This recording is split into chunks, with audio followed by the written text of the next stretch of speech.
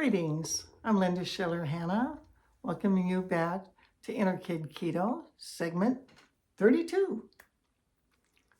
If you've been with us a couple of weeks, few days, welcome back. If this is your first time here, come on in. Whenever you find us is the right time. The theme of this particular YouTube channel is about food fear, food feelings, the dynamics of families, and our self-esteem, and all the side effects that come into our relationship with food, particularly in today's world. Because my backstory has ups and downs regarding the food thing, I've had a lot of food issues. I can talk to you about having tons of food and no food, being in incredible abundance and being incredible emptiness. So I know both sides of the story. I've also been in world situations that affected how much food I had. So from that perspective, I'm going to share a few thoughts. Back in, I think it was 1971 or so, maybe 70, around there. I happened to be in Washington, D.C., actually Silver Spring, Maryland, when Martin Luther King was assassinated. My first husband was on an assignment, and we were in a fancy apartment right on the main drag through Silver Spring that heads into D.C.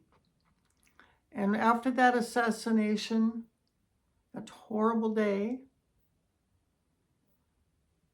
African Americans all over the country rioted.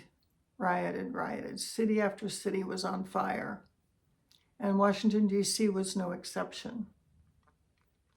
Now, my husband happened to be on a very short assignment, for just a 3-week assignment in this apartment with his Navy career. So obviously we had a little apartment, but obviously the house was not full of food. We'd only been living there a few days. And then this hit. So I think, things are up in the air. I should go to the grocery store. I go to the grocery store. It was a big store. Every cart in the place was being used. The lines were to the back of the store, and there was hardly anything on the shelves. Aisle after aisle of blank metal shelves. You could get a little of this, a little of that. Maybe some flour, maybe some salt. It was a mess. We probably had to wait at least an hour to get through the line for whatever you were able to purchase, not being the first one to think of it. What did that teach me? That at any time in our lives, something could happen that we could be food insecure. I am talking to you in February 2025, and thousands of Americans are being laid off in their government jobs. They're very secure government jobs with no notice due to budget cuts by the government. People who thought they were set for life, suddenly out. Were their cupboards full? Were they ready? Did they have savings? Millions of Americans live paycheck to paycheck to paycheck. The anxiety in our community right now as a result of this has gone sky high.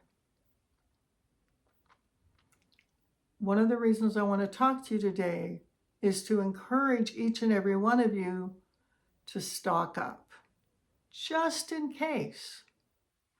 My grandparents went through the Depression. There was a time when they lived in a tent on the beach in Washington State and dug clams for a living. And Grandma picked wild blackberries and made wonderful blackberry pies at one time and sold them to restaurants. That's how they survived. And then Grandpa grew a huge garden in the community and traded garden vegetables for people who had other kinds of food. So my background has survival issues. For that reason, I keep pretty stocked up. I'm not saying that I'm stocked up with only fresh, wonderful food, perfect for keto. I also just have lots of stuff that lasts. Dry beans, popcorn, pounds of flour, whatever. I encourage you to stock up. Most of you probably have heard this old nursery rhyme, and that's why I'm dressed up in this wild dress. Old Mother Hubbard went to the cupboard to give her poor dog a bone. When she got there, the cupboard was bare, and so the poor dog had none. I have just made Mother Hubbard's cupboard out of a little box. Empty cupboard, nothing inside, Mother Hubbard's. Nothing for the dog, nothing for nobody. Here's Mother Hubbard and her husband. Old fashioned. This nursery rhyme was from 1805 in England. They didn't have refrigeration, didn't have things. Here's a dog bone. And look, little Linda's got a little dog. Good thing I got a bone for him. Little Linda wants to feed her dog, and I want to feed little Linda. You got the point. I'm not going to belabor that. But I also want to talk about love starved. I have seen so many families torn apart because parents played favorites, or they didn't have enough love to give all the kids, or energy, or the parents came out of multiple generations of deprivation themselves. When I was about 20, I had a talk with my dad. Between our original family, the family he adopted, and the 3 more they had, there were 12. Dad was very practical. He had his own business. He says, Linda, if I spend 5 minutes a day with each of my kids, that's an hour. 5 times 12 is 60. That's an hour. And he's running a business, and he's trying to keep a house together, and the cars, and all the things that go along with being a businessman and a homeowner, a partner. And I was like, 5 minutes each? Now, there were many days any of us didn't get 5 minutes. I lived in another state. It would be weeks before I'd hear from him. No phone call, no letter, no nothing. If I went to visit him, then he'd give me some quality time. But that was not that common. You know what that sets up in the family? Jealousy. You've probably all seen the Smothers Brothers comedy act. Tom and Dickie Smothers. Mom loved you best. If you haven't seen it, it's all over the internet, all over YouTube. Look up the Smothers Brothers, and they have an ongoing routine. Mom loved you best. I lead some growth groups in my spare time, and I come across as the mother figure in the growth groups. And guess what? Because the people in these groups often come from very dysfunctional, painful families, they start acting like siblings, and they start being jealous of each other. And they start fighting with each other. And I start to feel torn, like, I can't play favorites with this one or play favorites with that, but I love them both, but they can't understand that because they're playing out the drama of what they experienced in their home life. Not enough love. I love them. They know I love them. But I'm like my dad.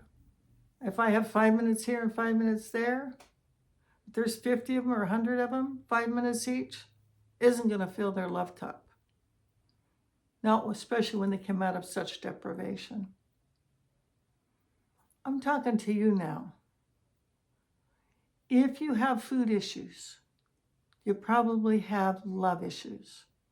You probably have I'm not good enough issues, or I don't deserve, or somebody's better than me, or I'm afraid somebody's better than me, or I'm not good enough.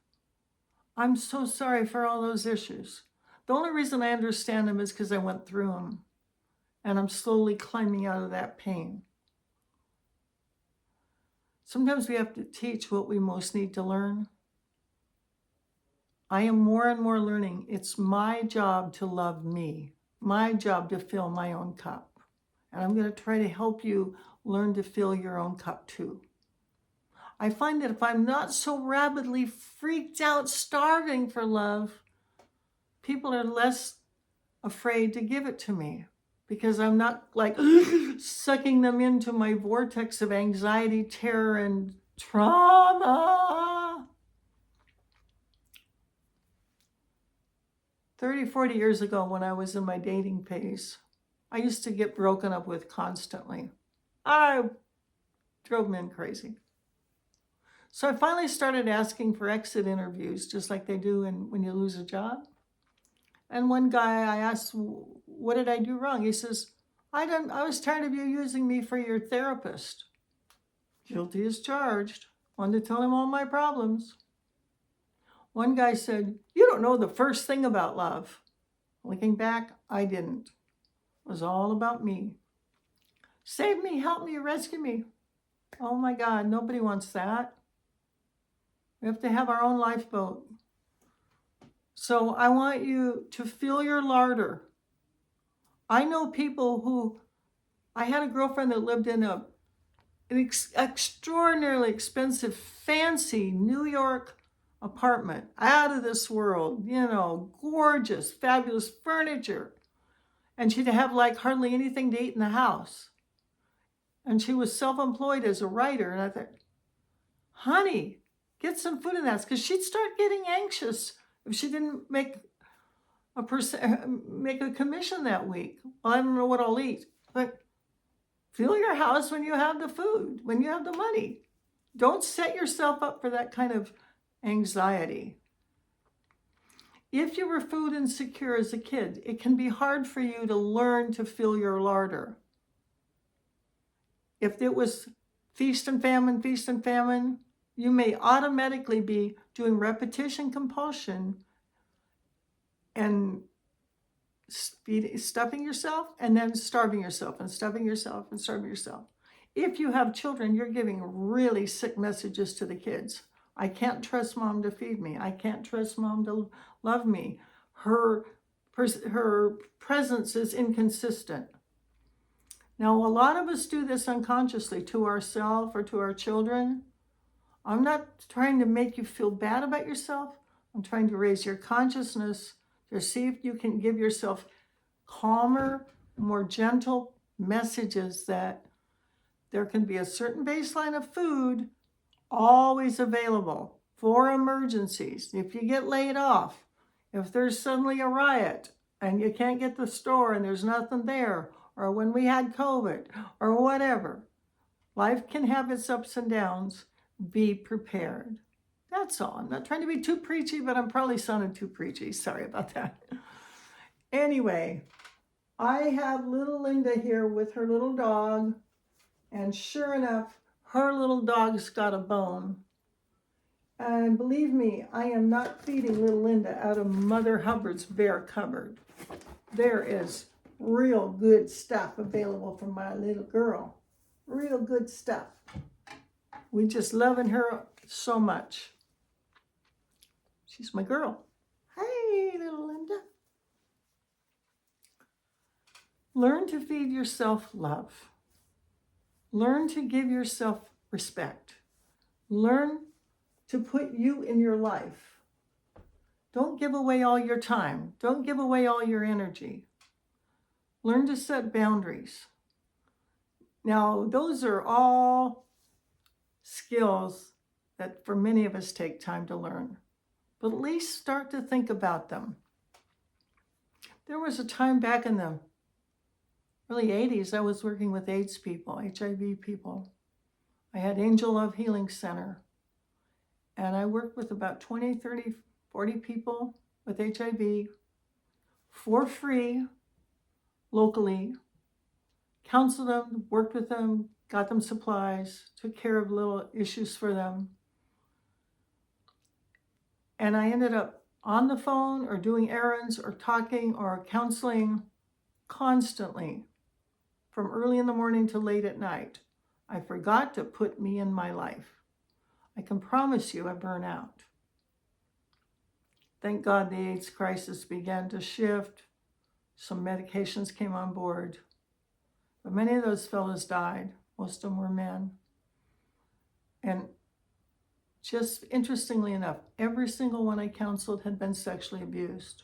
100% of them had been sexually abused as children, the men and the women.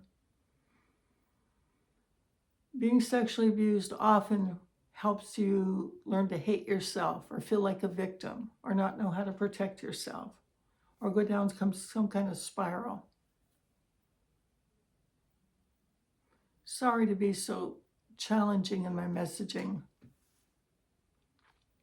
But if you're going ping, ping, ping, if things are bingo, oh my God, or I'm uncomfortable, or I can't hear this, just notice that.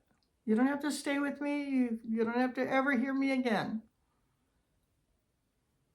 But my invitation, sweetheart, today, right now, slow down, love yourself, feed yourself, listen to yourself, let yourself rest, learn to say no, turn off the phone. No, I don't take calls from these hours. Whatever it is you need to do to refeed your soul, your feelings, your true hunger for love, so you can love yourself first. And I promise your need to overeat will begin to fall away. And then if you stay with your keto food plan, it will not keep triggering the want mores, because when we eat sugar and junk food, it actually triggers the want mores. Once you eat clean, those are not pushed. That energy calms down. That's all I want to say for today. I want to thank Julianne Macaris for loaning me this gorgeous dress, because isn't this perfect for Mother Hubbard? And I wish you all a wonderful day, and I'll see you tomorrow. God bless you. And keep loving yourself. No matter what else, get some food in the house and love yourself. That's today's message. Over and out.